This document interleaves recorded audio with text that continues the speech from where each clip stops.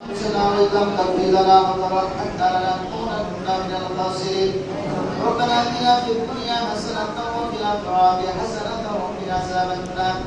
رب ارحمهما كما ربياني صغيرا.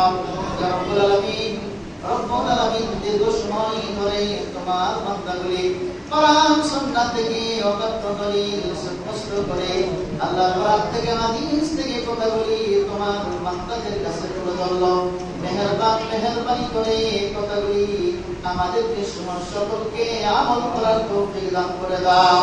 রাসূল বলেছেন আল হাক্কু মাররুন, হক কথাগুলি কিতাময়। দুনিয়া তো 50 বছর 60 বছরের জিন্দেগির আল্লাহ মেহেরবানি করে এই হক কথাগুলির উপরে আমাদেরকে আমল করার তৌফিক দাও, যাতে করে আমাদের কবরের জিন্দেগিটা ভালো হয়, কবরটা যেন আমাদের সুন্দর হয়। রব্বুল আলামিন আমাকে বলা হয়েছে কোরআন খতম করা হয়েছে, আল্লাহ কালিমা খতম করা হয়েছে। মেহেরবানি করে হাদিয়া করব যে কবরের মানুষটার উদ্দেশ্যে আমরা আজকে আয়োজিত অনুষ্ঠানে এসেছি। আল্লাহ এই কবরের মধ্যে হাদিয়া করব পৌঁছায় দাও।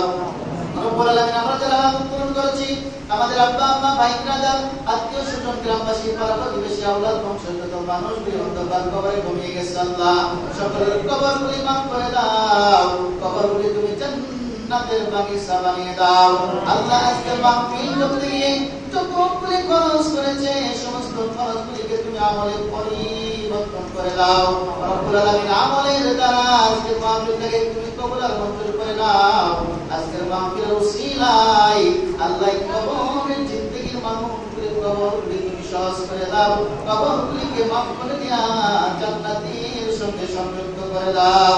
সুবহানা রাব্বিকা ওয়া রাব্বুল ইজ্জাতি আম্মা ইয়াসিফুন ওয়া সালামুন আলাল মুরসালিন আলহামদুলিল্লাহি রাব্বিল আলামিন। আমিন সুম্মা আমিন। বাকিয়া